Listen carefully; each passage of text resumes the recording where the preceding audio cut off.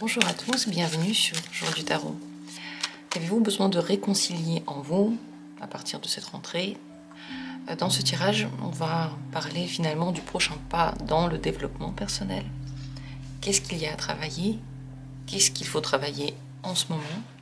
Le tirage est dans tous les cas intemporel, donc au moment où vous commencez à le regarder, eh bien, il est actuel pour vous et il va parler pour le temps prochain. C'est pas la peine de le faire très rapidement, mais ça va être finalement le travail le plus important dans les prochains mois.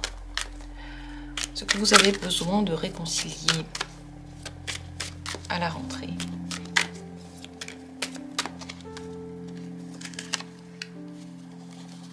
Premier tirage. Deuxième tirage.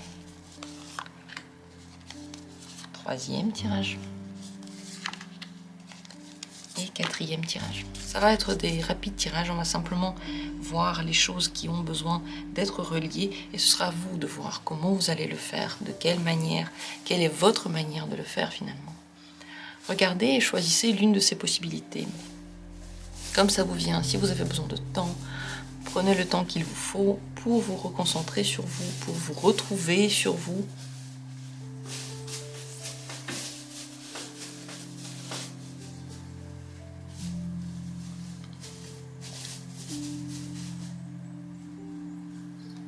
Posez avec moi la question en carte et choisissez l'une des possibilités. Je commence par la première et dans la description, vous trouvez les minutes pour chacune des possibilités. Vous trouvez aussi un lien pour rejoindre la communauté si vous avez envie de voir d'autres vidéos. Et vous avez aussi un lien pour faire un don si vous avez envie de participer à la vie de la chaîne. Premier tirage, première possibilité. Réconcilier quoi? Le 8 de denier et le 6 de bâton. D'un côté, la concentration, le travail, le fait d'être très pris dans les hémisphères de ce travail, d'aller très profondément, de travailler beaucoup à certains projets, peut-être d'être d'une certaine manière perfectionniste aussi. Le fait de vous demander beaucoup de choses et pendant longtemps, d'avoir la capacité, pendant très longtemps justement, de faire des efforts, de faire des projets et faire ces projets aussi à long terme. Donc d'un côté il y a ça, de l'autre côté le 6 de bâton, c'est la capacité de fêter ses réussites, de gagner, d'arriver jusqu'au bout, de vouloir que ce travail-là donne un résultat concret et de savoir en profiter. Donc il doit y avoir chez vous un côté très travailleur, très concentré. Celui-là, il n'est pas très joyeux non plus. Il fait ce qu'il faut faire. Et de l'autre côté, le 6 de bâton, est au contraire un côté de fête, de joie, d'énergie, plein de possibilités, envie de faire plein de choses, de fêter, d'être gagnant, de faire les choses rapidement et tout de suite. Ces deux côtés-là, il faut savoir peut-être les vivre l'un et l'autre de façon égale, peut-être de les vivre ensemble. Parce que finalement, le 6 de bâton, c'est ce qui arrive quand on a bien fait le 8 de denier, on a fait le travail, on l'a fait pendant longtemps, et puis à un moment donné, on en profite. Et ce côté qui profite, là, il n'est pas que sérieux. Il est coquin, il aime séduire, il aime plaire, il aime se montrer. Alors que le 8 de denier, il est plutôt caché, il aime faire les choses tout seul, les faire pendant longtemps, ne pas aller trop vite. Alors que quand même, le 6 de bâton, il va vite, parfois il saute des étapes. Et ces deux côtés-là, il va falloir apprendre à les réconcilier. Voilà ce qu'il en est pour vous. On passe à la deuxième possibilité. Pour vous, ce qu'il faut réconcilier à la rentrée, le 4 de bâton et le cavalier d'épée. D'un côté, le 4 de bâton, le côté très familial, stable, qui aime bien être en sécurité, qui fait les choses parce qu'il en a envie, certes, mais avec un certain tempo. Ça va pas forcément très vite.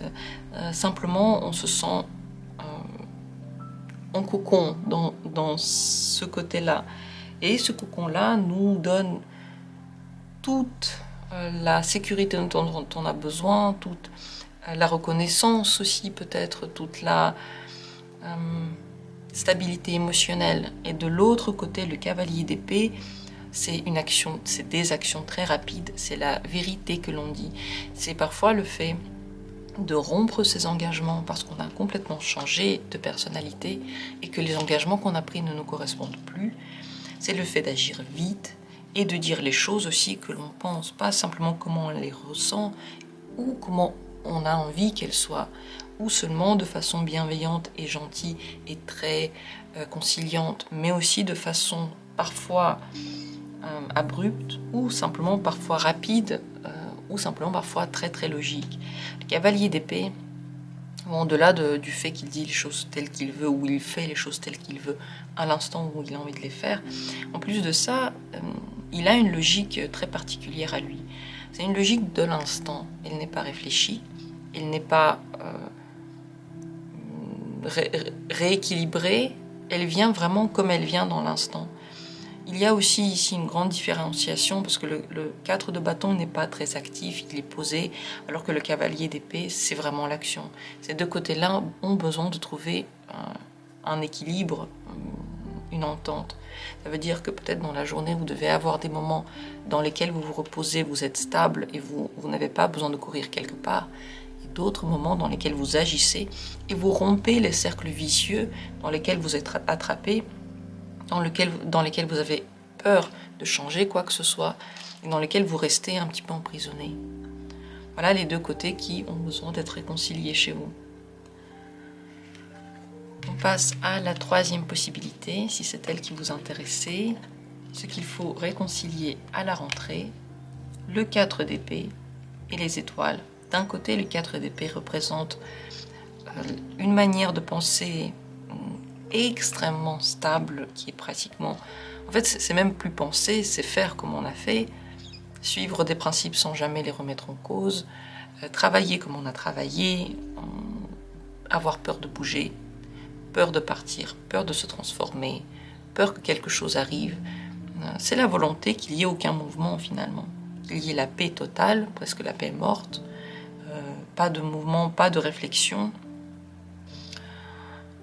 et beaucoup de sérieux là-dedans. On fait les choses comme on les a fait parce que c'est comme ça que ça marche. Voilà. Et l'autre côté, c'est les étoiles. Là, plus rien n'est défini, ce sont les rêves, ce sont les imaginations, c'est en général le monde imaginaire. Il n'a pas de forme, il n'a pas de début, il n'a pas de fin, il marche comme il veut, au moment où il veut, il imagine un nouveau monde, peut-être qu'il est créatif, et surtout, il a la foi. Ce côté-là fait confiance à quelque chose. Il a la foi peut-être dans une croyance, peut-être dans une énergie, peut-être dans une possibilité. Alors que le 4 d'épée, il a un petit peu perdu la bataille. C'est pas qu'il veut ou pas avoir la foi, c'est que les choses se passent comme elles passent, on ne peut pas les changer et de toute façon ça sert à rien. Voilà ce qu'il pense, le 4 d'épée. Donc entre ces deux côtés, il faut trouver un bon équilibre. Il y a des choses qu'on ne peut pas changer ou qu'on n'a pas besoin de changer, ou des choses dans lesquelles il faut être peut-être en sécurité ou en paix, ou ne pas changer justement son point de vue, mais une certaine pointe de confiance, de rêve, de foi devrait ici exister.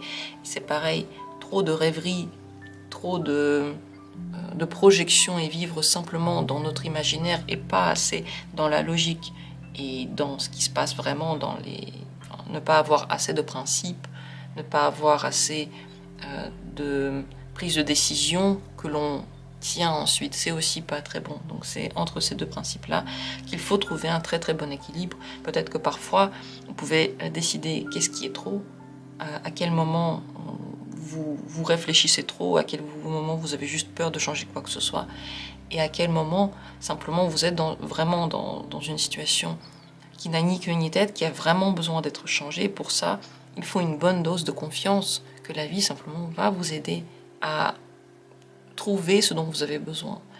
Là, ces deux concepts ont besoin d'être réconciliés. Bien sûr, ici, il y va aussi du monde intuitif et rationnel. Les deux peuvent être en conflit, les deux ont besoin d'exister, les deux doivent être réconciliés. Vous voyez, ici, dans ce tirage, il n'y a pas l'un des côtés qui doit disparaître. Les deux ont lieu d'être. Ils ont simplement lieu d'être à part égale et peut-être aussi en communauté heureuse, vivre ensemble heureux. Voilà les deux côtés que vous avez besoin de réconcilier. Quatrième tirage, à réconcilier à la rentrée, le 3 de denier et les amants, l'amoureux. 3 de denier représente des situations, si c'est dans les relations, c'est très stable, c'est très sérieux. On construit quelque chose, on le fait ensemble, on le fait de façon sérieuse, on le fait en réfléchissant à l'avenir, on se projette ensemble. On ne veut pas simplement vivre un amour, on veut le vivre de façon concrète et on veut que ça se passe bien. Si on parle du 3 de denier dans le reste de la vie, eh bien, c'est la capacité de faire les choses avec les autres gens, de faire confiance aussi aux autres gens par le même biais, de ne pas tout prendre sur ses épaules, d'être toujours en collaboration, de savoir déléguer, de savoir arrêter de contrôler, et justement faire confiance, en fait, agir ensemble. C'est aussi la capacité d'être sérieux, de s'adonner au processus et d'être... de savoir où on va en fait, d'être déterminé dans une direction, dans un cheminement.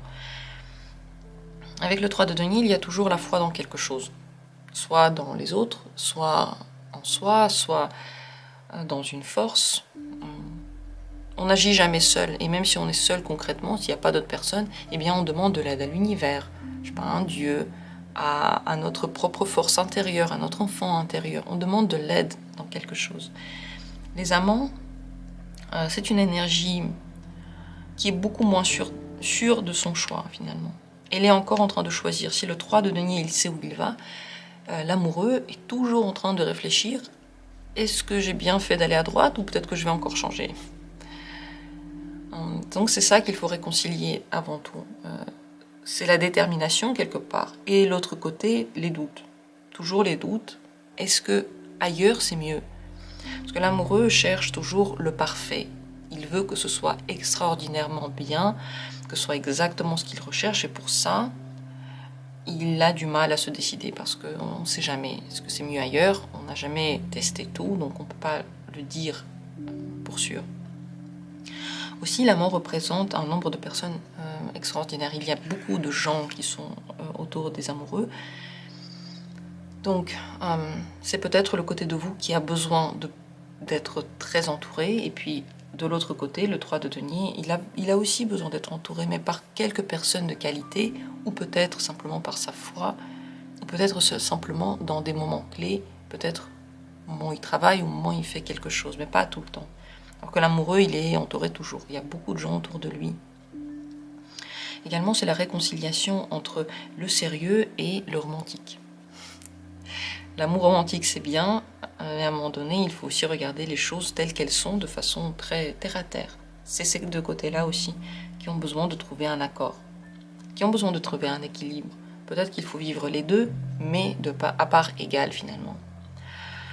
Les amants, comme dit, ils ne sont jamais décidés, ils sont portés par les émotions, alors que le 3 de denier, c'est porté par le bon sens et le pratique. Il faut trouver un bon équilibre entre le monde émotionnel et le monde pratique, sérieux, qui finalement nous aide à exister, et le monde romantique, ça aide à exister notre psyché pour qu'elle se sente à l'aise, pour qu'il n'y ait pas que le terre-à-terre. Voilà, tous ces côtés-là ont besoin de trouver une bonne entente chez vous. J'espère que pour vous, ce tirage était éclairant. Merci d'avoir été là. Je vous souhaite le meilleur, je vous souhaite pour la rentrée de tout rééquilibrer, de chercher le rééquilibrage dans tout. C'est pas facile de le faire, mais c'est faisable. Et plus on se dit qu'on peut le faire, plus on le fait, plus on se rend compte que la vie peut être très riche, qu'elle a beaucoup de surprises, et donc qu'elle est bien plus intéressante qu'on aurait pensé. On se retrouve bientôt pour d'autres tirages. À très bientôt.